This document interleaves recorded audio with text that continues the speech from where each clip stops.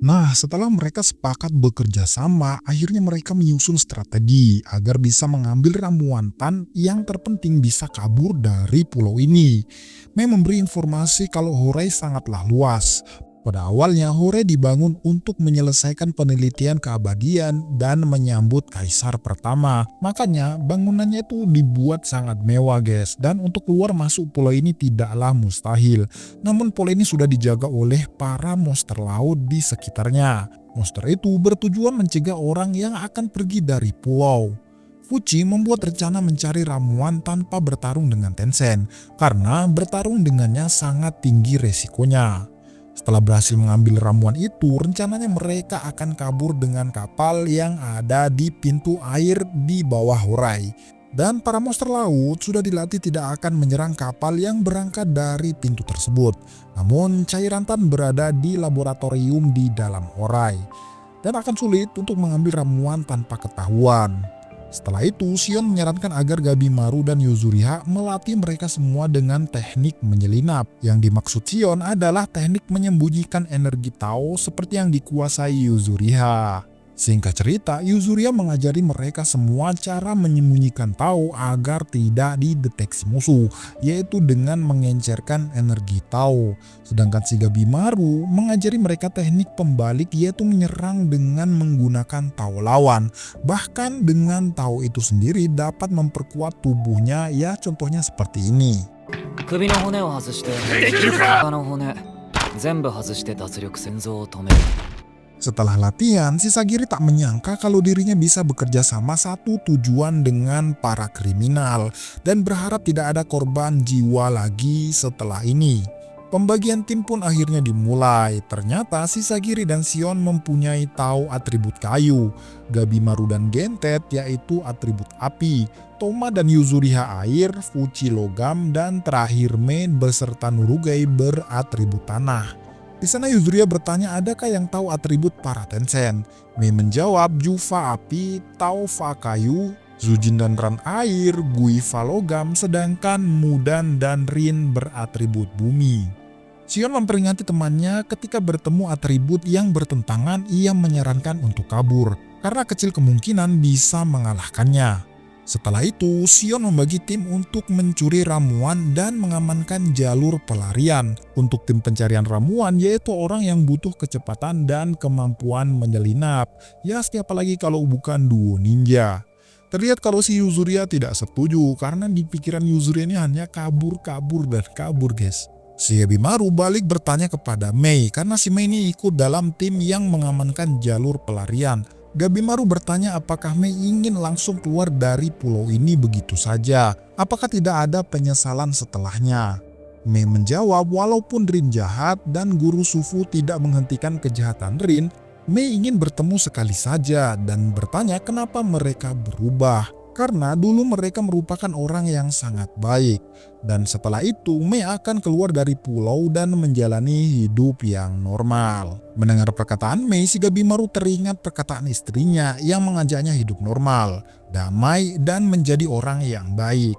Setelah itu, si Gabimaru mengajak Mei untuk bertemu dengan mereka berdua sekali lagi. Dan Gabimaru berjanji akan mengantarnya sampai tujuan.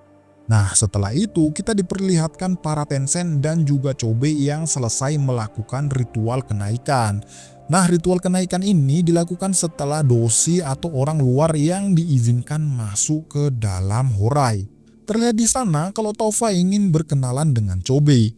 Namun si Jufa terlihat tidak senang dan hendak beradu mekanik.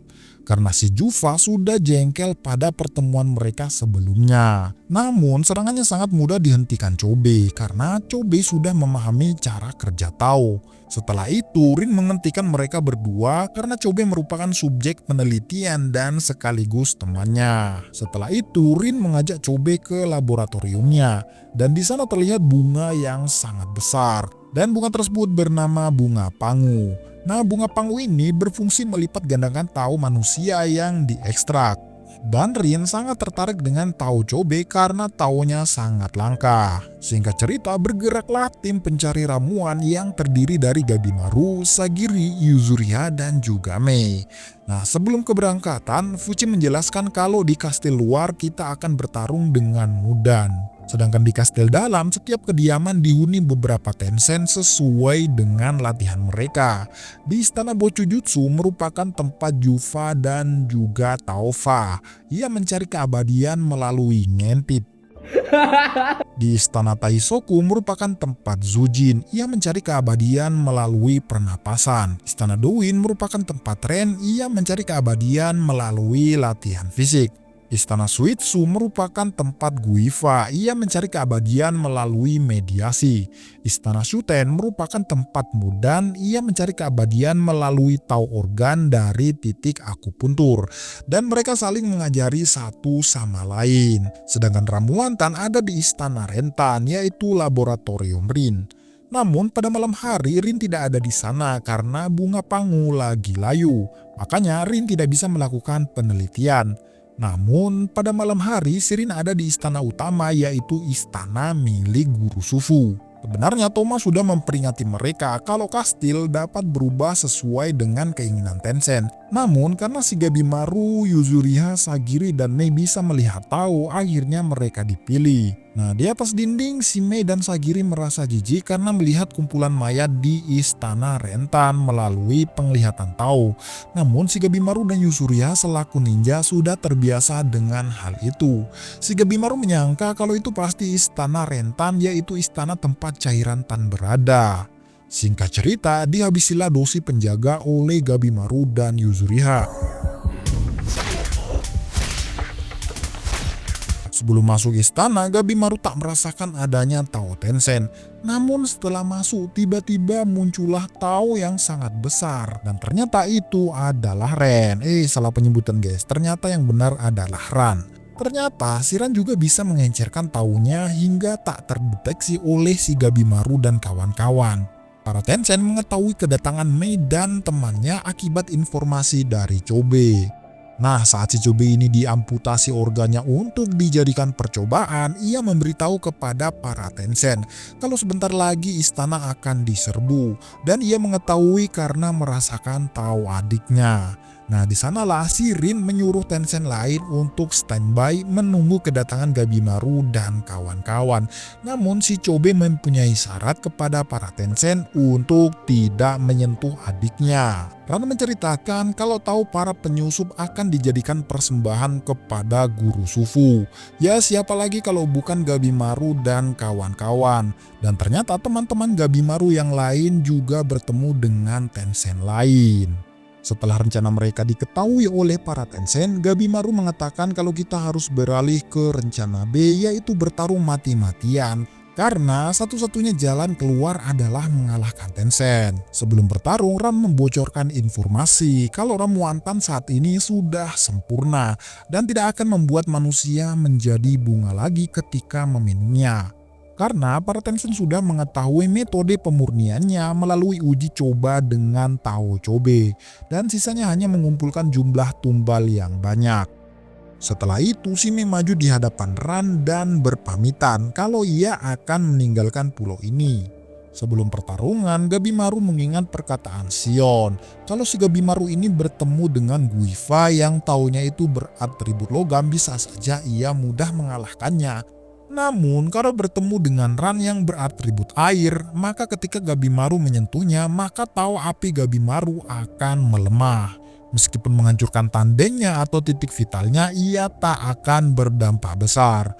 Dan sialnya si Gabimaru ini malah bertemu lawan alaminya guys, yaitu si Ran. Setelah itu, si Gabimaru menyuruh Sagiri membawa Mei ke istana Rentan untuk mengambil ramuan Tan tersebut. Dan si Gabimaru dan Yuzuriha akan melawan Ran di sini. Si Yuzuriha sedikit keberatan, namun karena tahu Yuzuriha beratribut tanah yang bisa melemahkan air, Gabimaru menyuruh Yuzuriha untuk bertarung dengannya. Mei menyadari kalau ini bukanlah istana Rentan. Secara tiba-tiba Ran langsung menyerang Gabimaru, namun Gabimaru masih bisa menghindar. Setelah itu, Ran menjelaskan kalau ia dengan mudah mengendalikan benda padat, apalagi cuma memanipulasi bangunan.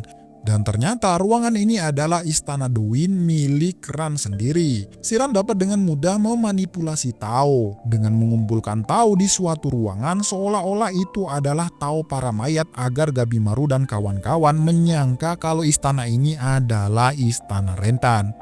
Setelah itu, si Ran menahan kaki Mei agar tidak kabur. Tanpa pikir panjang, Gabimaru maju menghadapi Ren agar si Yuzuriha bisa melempar kunai yang sudah diisi Tao oleh Mei. Nah, ternyata si Mei ini mempunyai kelebihan gitu guys. Dia tuh bisa memasukkan Tao-nya pada suatu benda. Namun usai Yuzuriha dan Gabimaru sia-sia karena badannya Ran ini sangat keras. Sampai mereka berdua kelelahan menghadapi Ran. Melihat dari pandangan Tao Gabimaru, ia menyadari kalau Ran menggunakan energi Tao sebagai zirah, makanya tubuhnya itu bisa menjadi sangat keras guys. Setelah itu si Gabimaru lagi-lagi maju menyerang Ran. Namun karena kaki Gabimaru dikunci oleh Ran di suatu tiang, si Gabimaru ini dengan kesulitan menghadapinya. Setelah menerima serangan demi serangan dari Ran, si Gabimaru akhirnya sedikit mengerti dan tetap maju menghajar Ran. Ran melihat kalau Tao Gabimaru itu biasa saja dan ia yakin tidak akan melukainya. Namun ternyata, akhirnya si Gabimaru dapat menghantam wajah Ran. Ran pun sampai terheran-heran kenapa si Gabimaru ini kok bisa ngelukainya gitu loh. Di tempat lain, Rin meletakkan nama-nama musuh untuk melakukan ritual menahan diri dan mempertahankan kehidupan. Dan mengecek semua nama-nama orang yang diberi tahu Chobei. Jikalau kertasnya habis dan terbakar, maka orang itu sudah meninggoy. Dan sebaliknya, kalau kertasnya masih ada berarti masih hidup guys. Setelah melakukan ritual, akhirnya Rin mendapatkan informasi kalau orang yang hidup tinggal beberapa orang saja. Sion dan Nurugai menghadapi Sujin di istana Taisoku. Sion beruntung kalau lawannya bukanlah atribut yang bisa mengalahkan atributnya. Sedangkan istana Bochujutsu, Shifuchi dan Gentet berhadapan dengan Taufa dan juga Jufa. Namun karena mereka berdua ini belum terlalu menguasai Tao, Rin ini yakin kalau mereka berdua pasti akan meninggoy. Dan Chobei tentu saja akan melawan adiknya sendiri dan membawa adiknya ke pihak Tencent. Di sana si Rin ternyata masih khawatir dengan kemampuan Gabimaru guys, karena kemampuannya tidak bisa dianggap remeh. Nah, kita kembali ke Gabimaru. Si Gabimaru akhirnya menjelaskan kenapa ia bisa melukai Tencent. Karena sejatinya Tao yang saling berlawanan itu seperti arus air yang berlawanan. Dan Tao yang saling cocok itu seperti arus air yang satu arah. Namun karena Tao Tencent ini sangatlah besar, si Gabimaru mempunyai 3 metode mengalahkannya. Yang pertama, melampaui Tao mereka dalam sesaat. Yang kedua, melemahkan Tao kita dan menangkis serangannya. Yang intinya mengikuti gelombang Tao mereka dengan mulus. Dan yang ketiga, menyesuaikan pernapasan lawan dengan menyeimbangkan ketenangan dan juga keganasan. Dan si Gabimaru belajar teknik ini dari Sagiri. Setelah adu mekanik, terlihat kalau kondisi tubuh Ran tercabik-cabik. Ran mengagumi Gabimaru karena kemampuannya meningkat drastis setelah datang ke pulau ini.